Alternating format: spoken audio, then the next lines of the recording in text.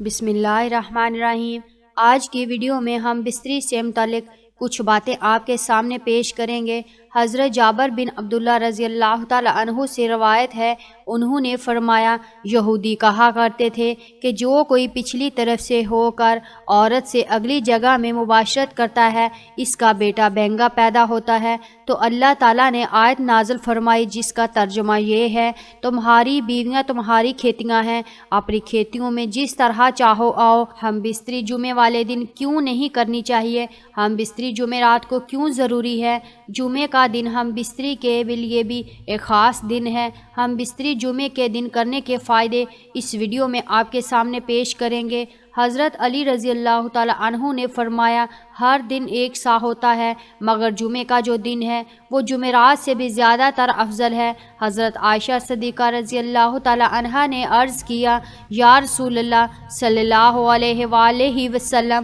عورتوں کو تو بہت سا ثواب مل گیا ہے، مردوں کے بارے میں بھی ارشاد فرمائیے۔ یہ سن کر نبی پاک صلی اللہ علیہ وآلہ وسلم مسکرائے اور فرمایا، مرد عورت کا ہاتھ پکڑ کر مانوس کرتا ہے تو اس کے لیے ایک نیکی لکھی جاتی ہے۔ جو مرد پیار سے اپنی بیوی کے گلے میں ہاتھ ڈالتا ہے تو اس کے ہاتھ لگانے میں 10 نیکیاں لکھی جاتی ہیں۔ جب وہ اپنی بیوی سے مباشرت کرتا ہے تو دنیا مافیہ سے افضل ہوتا ہے۔ جب غسل کرتا ہے تو بدن کے جس بال پر سے پانی گزرتا ہے اس کے لیے ہر بال کے بدلے میں ایک نیکی لکھی جاتی ہے اور ایک گناہ معاف ہو جاتا ہے اور ایک درجہ بلند کر دیا جاتا ہے، اور غسل کرنے کے عوض میں جو چیز دی جاتی ہے وہ دنیا معافی سے بہت بہتر ہوتی ہے، اور بے شک اللہ تعالیٰ اس پر فخر کرتا ہے اور فرشتوں سے کہتا ہے، میرے بندے کی طرف دیکھو کہ ایسی سرد رات میں غسل جنابت کے لیے اٹھا ہے اور اس بات پر یقین رکھتا ہے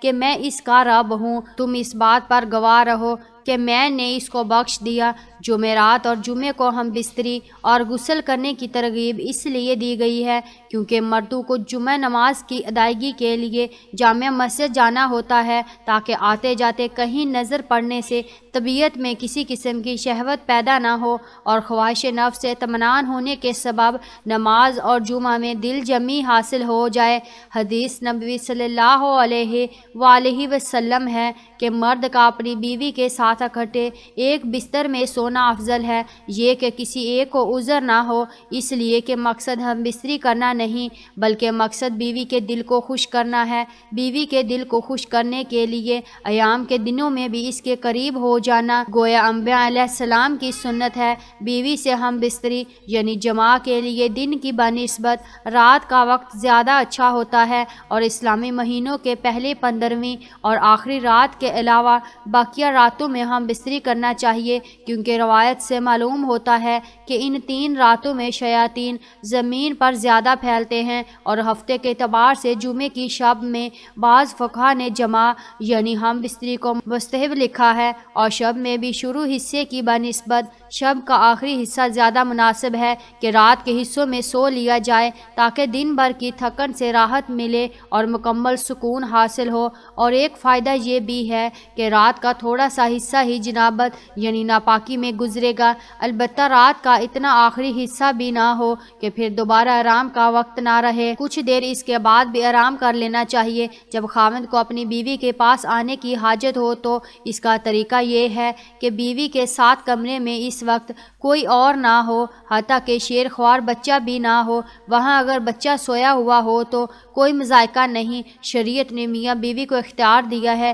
کہ وہ دن میں یا رات میں کسی بھی حصے میں مباشرت یا ہم بستری کو سر انجام دے سکتے ہیں۔ شرعی تقاضا یہ بھی ہے کہ جس قسم کی محبت کی توقع مرد اپنی بیوی سے کرتا ہے اسی طرح کی توقع بیوی بھی اپنے شوہر سے کرتی ہے۔ اخلاقی طور پر یہ مناسب نہیں کہ شوہر اچانک آ جائے اور اپنا مطلب نکال کر یعنی ہم بستر ہو کر جمع کر کے چلا جائے کہ بیوی بدستور تشنہ رہے گی، جس سے اس کو تشویش اور حیرانی لاحق ہوگی۔ لیکن اگر اس ازدواجی ملاپ کو بخوبی سر انجام دیا جائے تو بیوی کے لیے بھی یہ مرحلہ آسان ہوگا۔ خاوند کو چاہیے جب وہ اپنی ضرورت پوری کر لے تو بیوی کے پاس سے فوراً نہ ہٹے، کیونکہ اس سے بھی بیوی کو تشویش لاحق ہوتی ہے، بلکہ مرد اس کے بعد بیوی کے ساتھ تا دیر موجود رہے تاحال یہ یقین ہو جائے کہ بیوی کی حاجت بھی پوری ہو چکی ہے اور مرد کب کی ساتھ موجود ہے۔ حضرت ابو ہریرہ رضی اللہ تعالیٰ عنہ سے روایت ہے کہ رسول اللہ صلی اللہ علیہ وسلم نے فرمایا،